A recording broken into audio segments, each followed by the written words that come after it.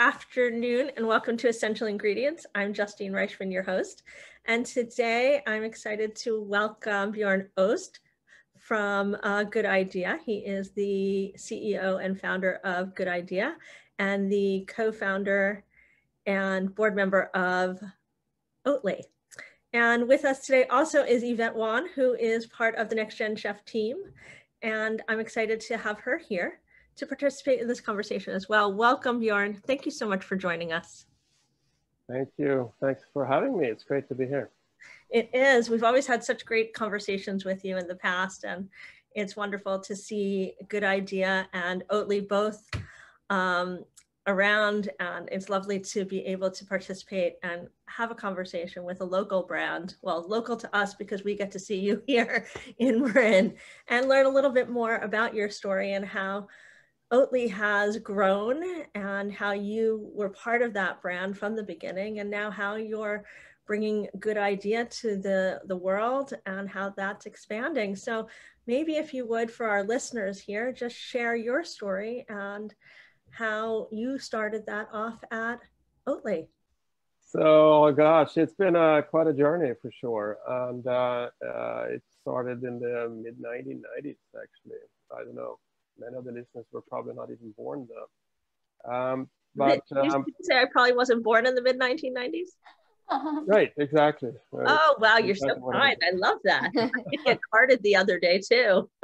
Yeah, so myself, I had my 25th birthday just the other day.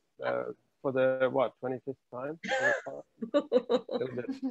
I'm at it a little off there, but anyway, so in the mid-1990s, my brother launched a product that he developed at the university where he was a professor in food chemistry back in Sweden, where I'm from. And he'd been playing around with how to make a perfect milk that solved a lot of the issues that we all very familiar with today, right? Sustainability. He looked also at allergy situations, milk protein allergies, lactose intolerance, of course, but also from a nutritional point of view, and cost and accessibility, availability across the globe, all that good stuff. He had a long list of issues he wanted to resolve with the current dairy, and obviously try to come up with the challenges to the big dairy industry that we all love to hate so much today, right? For many good reasons, I would add. But of course, launching an alternative to milk in a country like Sweden, where everybody drinks milk and milk is holy and nobody has a problem with it, that seems like a big challenge. I was fortunate to sell a software company I'd built and developed in '97, and decided to change career, go from computer security to peddling oat milk. I felt that's a very natural progression in my career, but it was a real interesting challenge, right? What do you do with a product that the world has never seen before, and they don't ask for it, they don't look for it because they don't know what it is, but we loved it. We close to it. We felt that it had so much potential. The taste was right. The functional properties when cooking with it or baking with it. My mother used to come, show off her latest sourdough breads used with oat milk, and they are just delicious, right? So we saw that there's something in here, right? And in the beginning, we didn't quite know how to approach the market. We tried an ingredient game, managed actually to get a deal with Danone, which was very educational in many different aspects. For one thing, they taught us how to produce with extremely high quality and document the entire production process. That was a big bonus for us being a small company, and to earn a contract with a major CPG like that, you have to know what you're doing and document it and produce with even quality over time and whatnot. And oats are organic materia. Oats in the spring is not the same as oats in the fall. So how do you maintain even quality when you produce it over the year, right? When you use oat kernels that's been in silos for almost a year. So there's a lot of that stuff that you have to go through and learn. Anyway, long story short, Danone failed with the yogurt they launched, which was very educational for us. They had a challenge competing with their own dairy products, of course. So they couldn't really sell the oat yogurt on its own merits, right?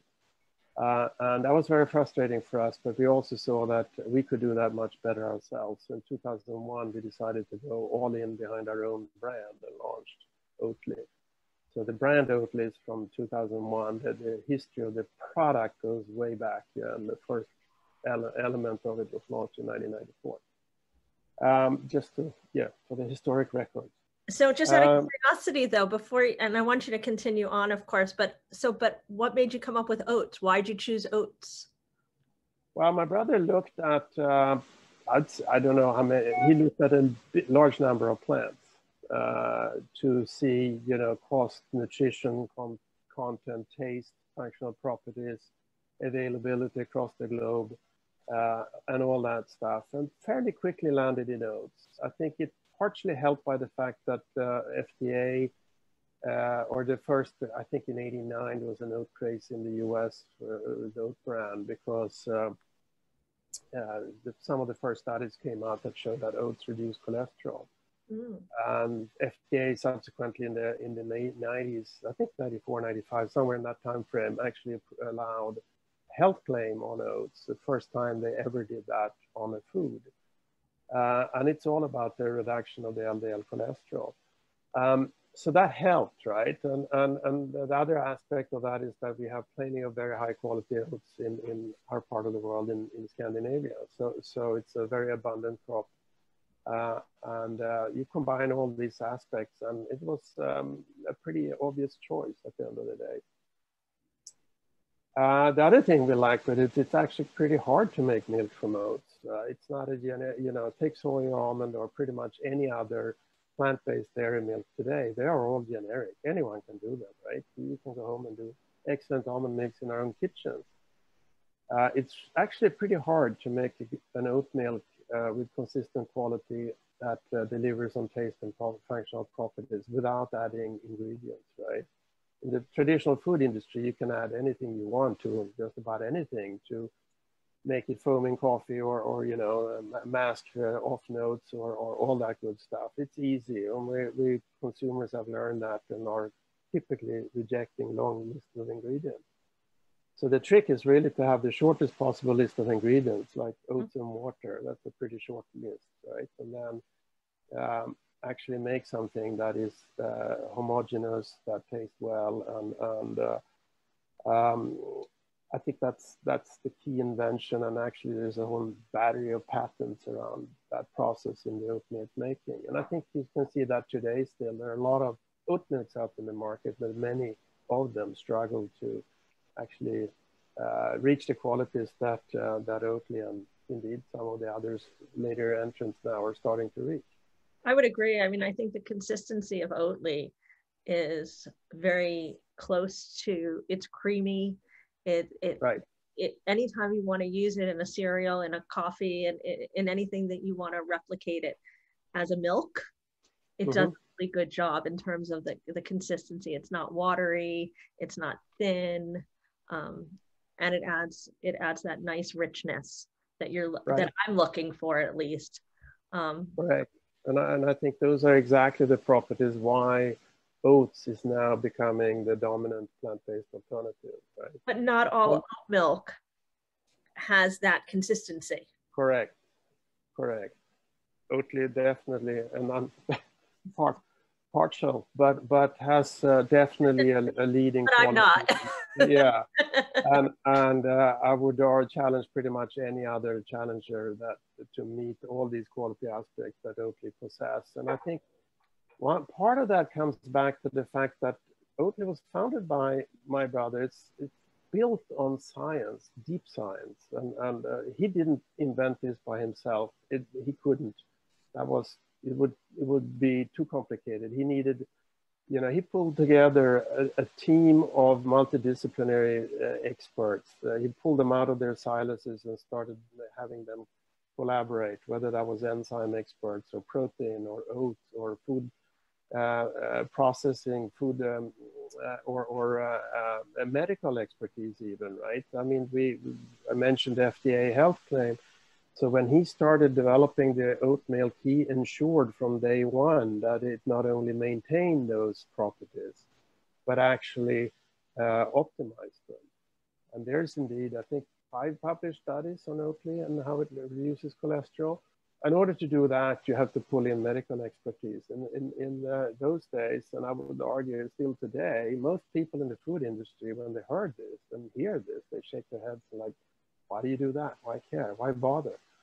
Well, we could because A, we had a patent, and the other reason was that we felt it important to, when you bring a brand new product that nobody knows of, that it actually proven, we can prove that it delivers on the properties that are otherwise considered generic. And we've also seen that a lot of our competitors in the field of oats cannot make that claim because they, in their process, they break down the necessary fiber components that are attributed to the health claim. So yeah, there's a lot to it under the hood, if you like. At the end of the day, we all get to sit down and enjoy a creamy, great tasting, neutral, little nutty flavor maybe, but you know, smooth oat milk. I would agree. That's in my coffee this morning. Yeah, it's hard to go back to dairy milk after you put oat milk in the coffee, right? And it's hard to go back to, it's hard. I've tried all different kinds of oat milks. I've tried all different kinds of nut milks and seed milks. And I like coffee, and trying it with different milks, it just hasn't worked for me because I like the richness, I like the creaminess. And having tried, and I'm not trying to say something not nice about other kinds of milks. This is my preference because I like a creamy, rich coffee, espresso. You're not saying that just because I'm sitting here today. No, I mean, I've tried them all, and I'm not going to sit here and name all the different ones that I've tried because I'm not looking to shame anyone. No, you know, the interesting thing from the Oatly story, right? When the barista version that foams well and blends well in coffee was in itself the result of a long research project. It took us years. We quite early in the life of Oatly, again, launched in the brand in 2001, right? We learned and realized, you know, don't hold me to the numbers, but I read somewhere, I believe it's fairly accurate and true still today, somewhere between 60 and 70% of the white milk consumption on a global scale is consumed with tea or coffee. Oh, wow, really? So, and it makes sense. Go to India, for example, one of the largest milk producers in the world by volume, right? And they all drink it with, or they drink some lassi maybe, but it's with tea. Go to the UK. The tea coffee, and for sure, the latte coffee, the modern coffee culture that really has saved the dairy industry or given the dairy industry a little extended lease on their life. As Starbucks and the others started rolling out. I mean, so look at Starbucks. It's really not a coffee shop, right? It's a milk bar that also sells coffee. I think it's still today the world's largest buyer of milk. Yeah, I think so. And let's talk about Starbucks for a minute. I mean, earlier this year, I think, didn't Oatly launch through Starbucks in Shanghai? So Oatly today are in a number of Shanghai, on a number of Shanghai stores, in a number of Starbucks stores or shops across the world, really. We launched in, I think, 4,500 or so. Is that all?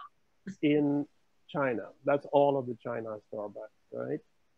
And but you are already in the US in, I think their number is 3,000, I don't know exact number, but Starbucks also had a press release coming out just last week, right?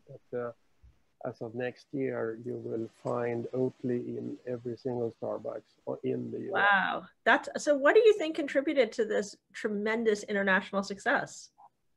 I think when we launched the barista in 2014, some exciting research actually to make oats foam naturally.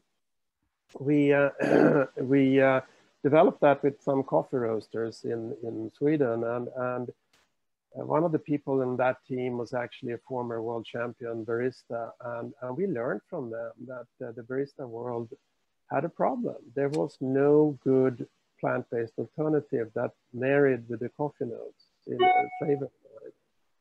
And of course, it was hard to make the same latte art with any of the, you know, soy or almond milks that were out there.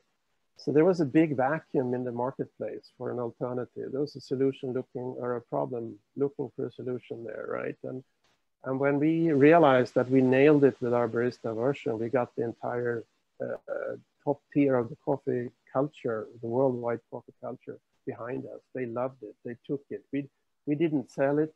The team at Oatly hates if I say that, but they didn't really sell to the coffee. It was the coffee industry that bought our product. But we saw that we had a product that fitted, and the biggest reason is that the coffee taste notes really marries extremely well with Oatly and the oat milk.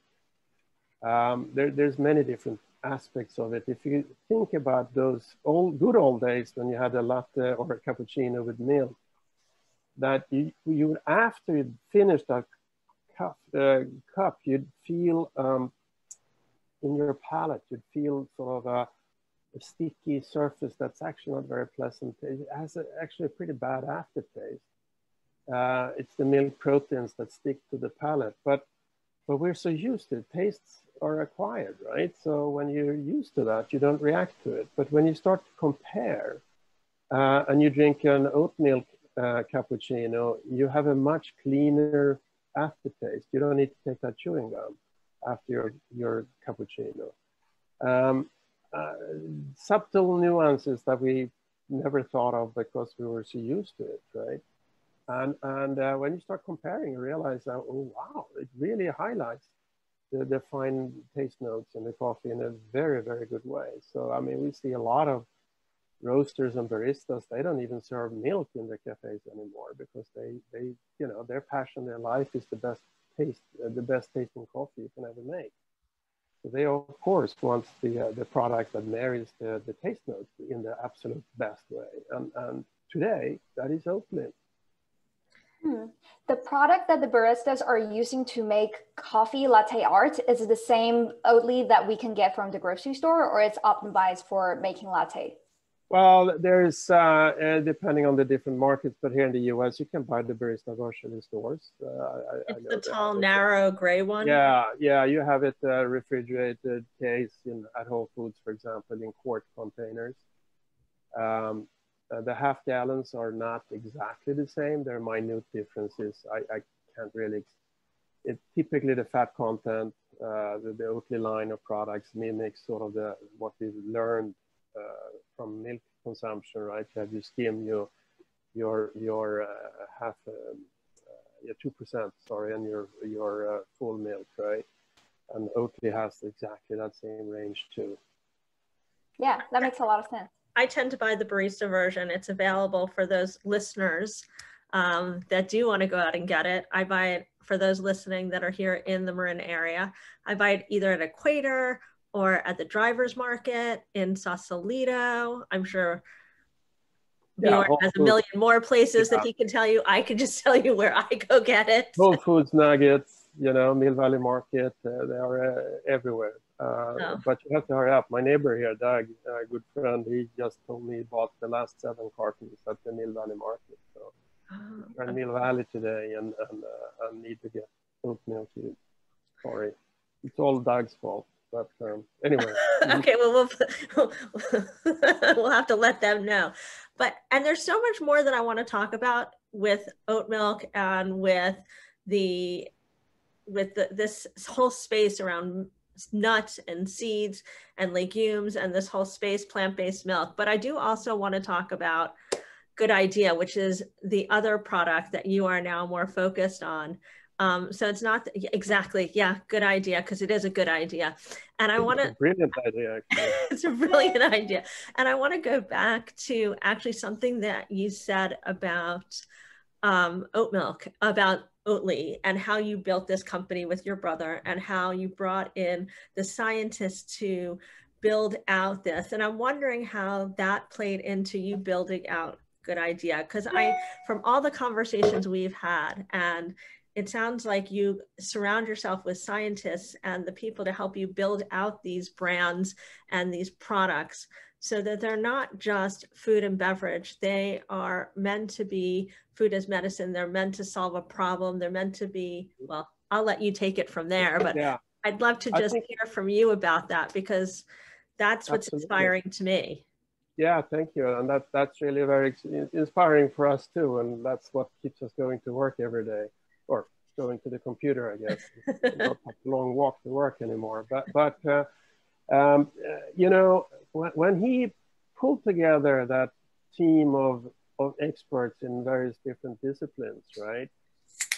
We discovered a couple of different observations came out of that. And first of all, the traditional food industry doesn't do research at all. They completely, you know, at least not what I call research. Never forget, we went to the Nestlé's incredible research center on Lake Geneva in a town called Vevey, 200 people in white coats and computer equipment and state-of-the-art scientific equipment from floor to ceiling. My brother and I were there, and he was just drooling all over that thing, right? 200 people, they're all highly paid, and the smartest of the smartest.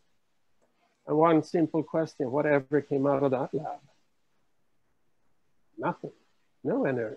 Never. I mean, of course, they would argue differently. Maybe they changed one ingredient to another one, or maybe they, you know, improved the minute details in something, right? But the true innovation is not coming out of there, that's for sure.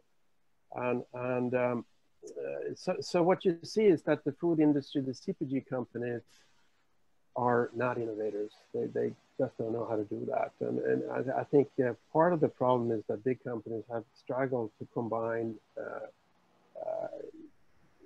big fat research budgets with how do you drive the, you know, you put people with the Excel spreadsheet in there to monitor cost, and the minute that person walks into the room, innovation walks out to the other door, right? So we felt that we're going to be the rebels and upend this whole, because there's so much to do, and we have seen that over the last 5-6 years with the food tech development, not the least here in the US, but it really is a global movement now, right? There's an endless number of opportunities in food if you start applying deep science, and nobody's done it before. So wonderful news, right? And we had this incredible team. We started building the Oatly team and realized quite quickly that we had our R&D power was too big for Oatly, so to speak, right? In order for scientists to be truly creative and innovative, you can't confine them, and you can't. It's doing us them a disservice to have them under the auspice of a brand like Oatly and have to focus everything on the best for Oatly short term.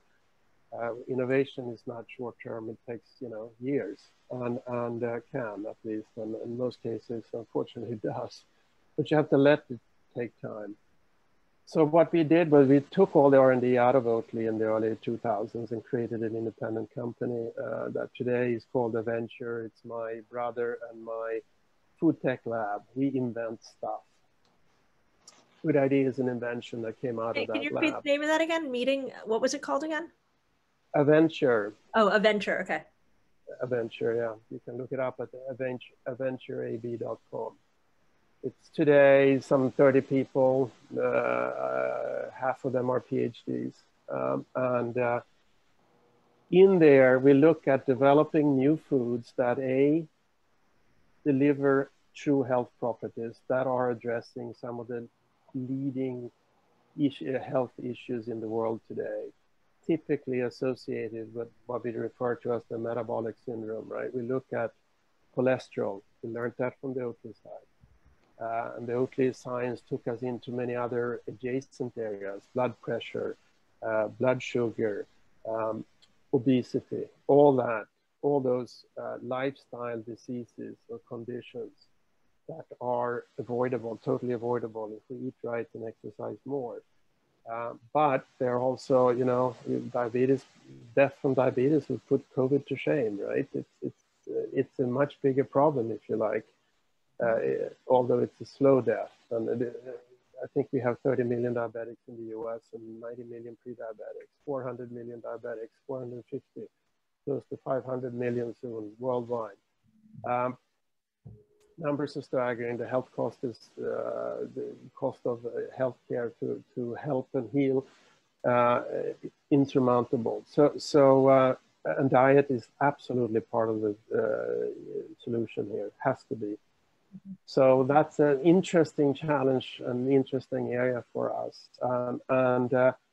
So we look at inventing new food products that address in one way or the other these issues. And we prove that clinically.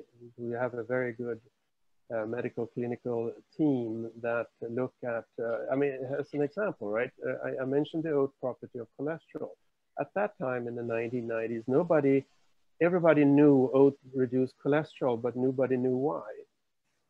If you want to understand and improve that property, you need to understand how it works. So you need to have food scientists collaborate with medical expertise and start, really dig deep into understanding of metabolism and food structure on cellular level and even smaller particles than that, right?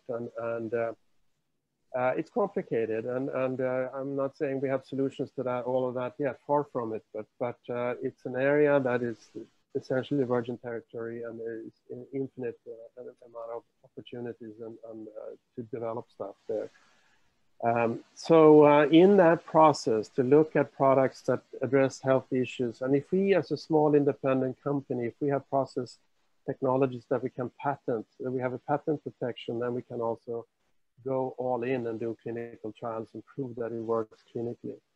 A good idea came out of a research project from Lund University where people discussed, a couple of scientists led by Dr. Elin Ostman, that's now the head of science for a good idea.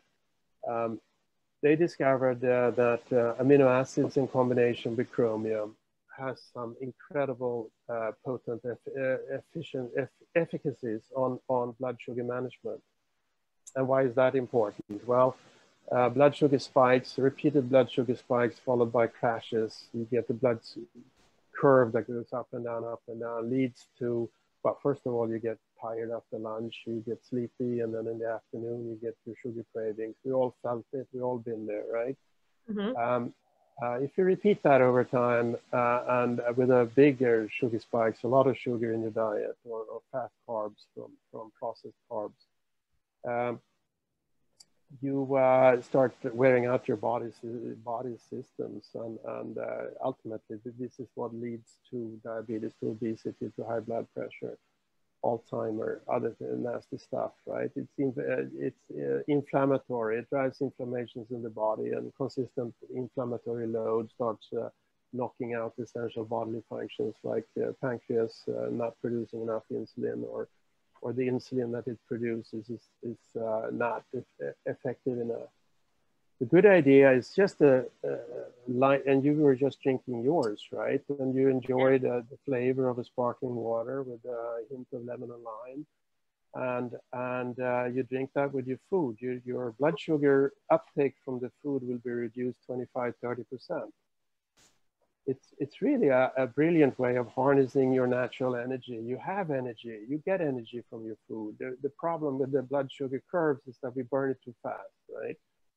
And then the body stores excess energy as fat. If you can balance the blood sugar curve, you can enjoy that energy over a longer period of time. You don't get tired after lunch. You don't get the sugar cravings in the afternoon, not anywhere in the same way. So good idea. It's a really good idea for everybody to drink all the time. When you eat, you can drink it anytime you want. But the minerals and the chromium and the 5 amino acids are the beautiful thing with the active components, which are those, right, is that they are essential. We have to have them in our daily diet. It's just that we discovered if they're in liquid form and those in these specific proportions, they actually deliver an incredible boost on your blood sugar balance. And so when we present this to the diabetes or the nutritional dietetic communities, we get standing ovations. They make the wave, right? This is potentially a really good tool in the fight it's not intended for diabetics necessarily, but for pre-diabetics or anyone else that want to avoid even getting pre-diabetic or just want to stay awake after lunch, right? So we said with Oatly, we changed the dairy industry. With this, with Good Idea, we're going to change the water industry. Okay, that was really fascinating. So we heard that Oatly is really science focused and you're also backed by market research. And we hear that you took all of those knowledge into and secrets into launching Good Idea. And one of the key reasons that you mentioned that contributed to the success of Oatly is the partnership with baristas. What about for Good Idea? Can we see this? Can we order this for lunch when I go to a restaurant when we can dine out again? Is that where people consume their sparkling water mostly? Yeah, so for sure, right? Offices, we were supposed to launch in a round number of offices here this spring. Obviously, COVID had other thoughts in mind for us. So COVID has thrown some wrenches in the system for Good Idea, as it has for so many others. So we are actually, right now, we sold out of our inventory this summer, and we are regrouping. We're going to launch a couple of new flavors, and it'd be really exciting, actually. We're coming back with in vengeance in the spring. Oh. And it's very exciting too, because have a new chief of operations here that's going to help build the business here in the US. Doug Carlson is a good friend of mine, and he happened to be the founder of Fiji Water. He knows a few things about selling water and how to build a solid, large-scale water business in this country. So he'll help me with Good Idea now. That's great.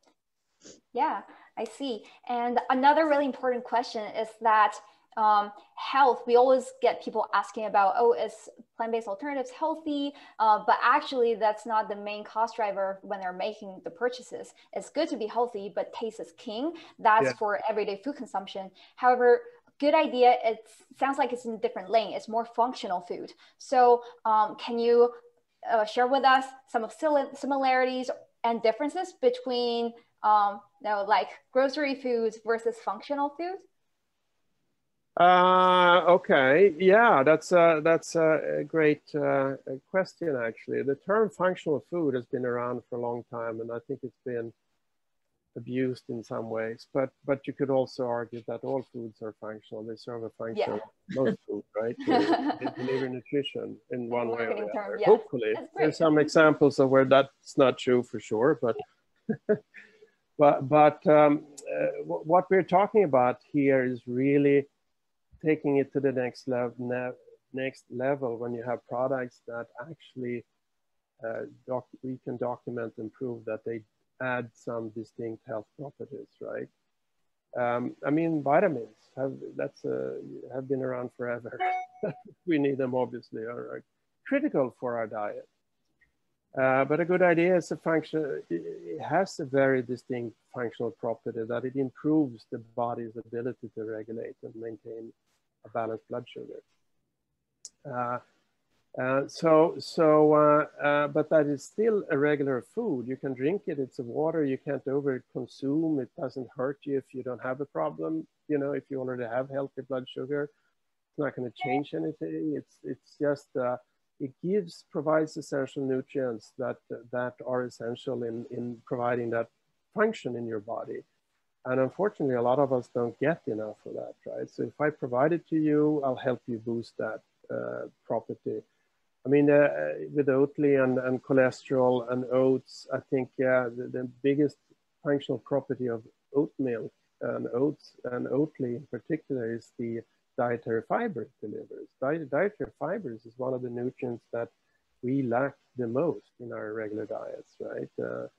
The nutritional community will tell you that, I don't remember, 20–30% underconsumption of dietary fiber, if not even more, here in the US. And dietary fibers are essential for our bowel and for our microbiome and for many, many different functions that comes out of a healthy microbiome, for example, right? Or a regular stomach. Bjorn, I'm curious. So with this firm that you have that does the research and builds out the products and does the investments, as you are now in the plant-based and you're in, and you're doing research around the food, the plant, good idea. What will you be looking to do research on next and potentially invest some time and money around? Yeah, we have, so Aventure already has 5 different companies, right? Good Idea is the one we're taking to the market here in the US. We have a pharmaceutical company, actually a very cool project. It's a 100% food-based pharmaceutical company. There we've gone to the extreme in the other end of the spectrum. It's actually a beverage you drink that fill your small bowel and serves as a contrast medium when you do x-rays, CT scans or MRIs of your bowel. When the doctor wants to see the inside wall of your small bowel, you need to fill the bowel. And has been zero innovation in that field for the last 30, 40, 50 years. And the products that are available have a lot of problems with them. Taste is just one. And that's an extreme example of how we found that we can use our deep science, deep knowledge in protein technology and combine that with our clinical expertise. So we're actually in phase 2B, getting ready to get into phase 3 trials next summer for pharmaceutical approval. That's very unique. That you take a complete food product and get it certified for pharmaceutical. And we're extremely excited about that project because it's sort of from oat milk to contrast agents and diagnostic tools. Yeah, we're spanning a pretty wide field here, right? It is, you're casting a broad net. Yeah, but I love to talk about it because it shows what you can do with food if you're smart and know what you're doing. Apart from that, which is a little bit of an outlier in that sense, in our portfolio, I think we have 3 or if not even 4 products in Venture that are in clinical trials right now that are targeting cognitive function. They are targeting well, we have 800 patients that have had heart attacks that will consume a product that we developed that will dramatically improve their chances and dramatically reduce their risks for follow-up heart attacks. It's very medical, right? And we have 2 different products that are targeting type 2 diabetics. So we're seeing the more we learn, we can be more and more focused and actually really address people with diagnosed conditions. And if you look at diabetes again, right, 30 million diabetics in the US, it's an incredible market size, and they have real issues. So if we have products that can help them live a better life, that adds tremendous value. Wow, you are doing so much. Was there something personal in your life that drew you to this? No, not really. I mean, personal for me personally, I got pulled in by chance. My brother's the scientist, and I think one thing has led to the other, right? He was doing his thing in his silo, and we started talking, and we started pulling in other people, and we started building this web of experts. And you know, in the Oatly journey, in 2012, we felt we had the world's best product, but we needed to have the world's best marketing too. So we set about to find a team that could deliver on that. And I think it's safe to say that exceeded our expectations. Well, by the way, marketing is a whole nother conversation. Yeah. And you know, it's important, right? Because some of the lessons from our side and many others, it's not enough for the best product, right? It's not enough for the best marketing, but if you combine the two, you have a really exciting opportunity to move mountains. And to a certain extent, I would say that's what Oatly is doing right now. They are growing and they are all over the world, and it's an amazing journey. But it took 20 years to get there, right? So one has to be patient. but it doesn't it's happen easy to fast. be patient. Yeah, it's easy to be quote unquote patient if you believe in what you're doing and you see that it's moving all the time. It's moving in the right direction. So hang in there. Don't just do it for the quick win, right? I think that's a really good message for our listeners and for our founders that are listening, because I always say that myself as a founder. I look back and I'm like, okay, so how quickly can I get this going? But it's really every little step, you look at it and every little step makes a difference. And I look back at the last 2 years that I've been working on NextGenChef. And then when I put it all together, you see the big picture and you see how much you've done. But when you look at each little thing or just a little bit of time, you don't realize the impact you're having, and it takes time. So I think you guys I look at what you've done and I look at Oatly and it's amazing. And it takes time to do that. And somehow when I look at it, to me, it happened in a hot minute, because it's like we see it and we think it happened overnight. But when we hear the story from you, it didn't happen overnight. You've been working on that for a really long time. Yeah. Right. 3-year-old overnight success story. Yeah. But everybody thinks it happened overnight, because we walked in one day, we found Oatly, and we'd never heard about it before. Right. Yeah. No, it's natural, right? And to some extent, you could say it's almost been an overnight success story here in the US, because Oatly launched as late 2016 and really didn't do much of anything until 2017, and that's only 4 years ago now. Yeah, exactly. Not very long. And it's today it's quickly becoming it's a household name. Leader. It's a household. It's a household. It is, yeah. The consumers are ready. Like you said, we love to hate the big dairy. So what can we expect in 2021 for adventure, for Oatly, for a good idea? More of everything, I think. But good idea. As I said, we're gearing up for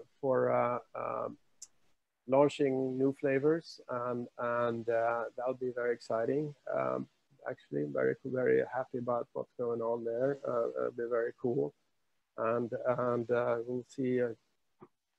We're not going to bring in new products from the venture world to the US next year, but I certainly spent a lot of time with the team back in Sweden, well, remotely this time nowadays, right?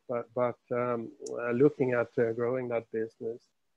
And Oatly, Oatly is Oatly, and it's continuing its journey for sure. As you said, Starbucks announced all Starbucks will carry Oatly during next year. So I think it's safe to say that you will find Oatly in many more locations, closer to you, wherever you are. So for our listeners that want good idea, they're going to have to stick around till the spring.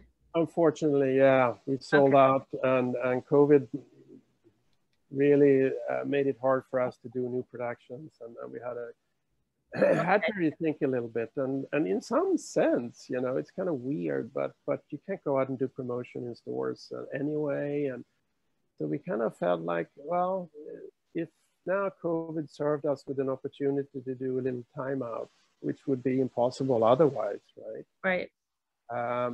Well, let's make the best out of it. So we are really, we're not idle. We're working hard on our side, and we'll come back with a vengeance. We have a number of retailers that have been carrying us that are ready to take us on again. So I'm excited about next year. It'll be a good year for good idea. Okay. For sure. Well, you'll have to keep us posted, because we're always a big supporter. We'll make sure to let everyone know, of course. Thank you. I will absolutely do that. Yes. So, and we, us too. We've, NextGenChef. Oh, good idea. Yeah, the Swedish bottle, lingonberry. That's the Swedish bottle. Which, what are you going to be launching with in the spring? Is it going to be the aluminum one? It'll be in the US. It'll still be aluminum cans. Still be aluminum. For our viewers that are watching this, because our listeners do not know what we're showing them, but in the US we have an aluminum bottle. And Bjorn was showing the glass bottle, which they have in Sweden. Yes. So for those listeners in Sweden, you'll be familiar with the glass bottle. For those listeners in the US, it's aluminum. But we're going to be launching a marketplace as well online. So we'll keep you up to date on that. Fantastic. And we'll be able to add all the NextGenChef products that are local, accessible, healthy, regenerative, so that there'll be a whole lot of that and accessibility to those products. So Bjorn, I want to thank you for joining us. Yvette, I want to thank you for joining us. Our listeners, I want to thank you for joining us. And for those that want Oatly, Bjorn, where can they find it? Besides everywhere. Everywhere. Yeah. In a supermarket near you. If you're in the US, the Wegmans and Targets and Whole Foods are the big one. I actually don't know personally all the okay. The big supermarket. Yeah. Okay. And next year there will be in more places. So if it's not in your local store today, check tomorrow. It's spreading. There are more stores taking it. Is it available on Amazon? Is it available on the Oatly website or anything? You can buy online off of Oatly's website for sure, yes. Okay, and for those that care, my favorite one is the barista one or the dark blue one. I'm just sharing that in case. Mine too, yeah. I don't know. I don't know, Yvette, if you want to share what yours is, or if you do, or Bjorn. I do like it in a cup of Starbucks latte. I need to start making my own coffee, guys. Good point. Yeah. my kids love the chocolate, so I'll okay. The chocolate is actually delicious. Yeah. All righty. All right. Well, thank you all for joining me, and I want to thank our listeners. I want to thank my guests and my listeners for joining me today at Essential Ingredients. If you like this episode and you want to make sure not to miss any others, please subscribe. You can find us on all the large channels, including iTunes. And I hope that you'll make sure to follow us and share it with your friends. For more information about Essential Ingredients, you can check out the website JustineReichman.com. You can follow myself on Instagram and Facebook at Justine Reichman. And if you'd like to learn a little bit more about NextGenChef and the platform that powers this podcast, you can find us at NextGenChef.com, on Instagram, Facebook, and all the other social media outlets. I hope to hear from you and see you again soon.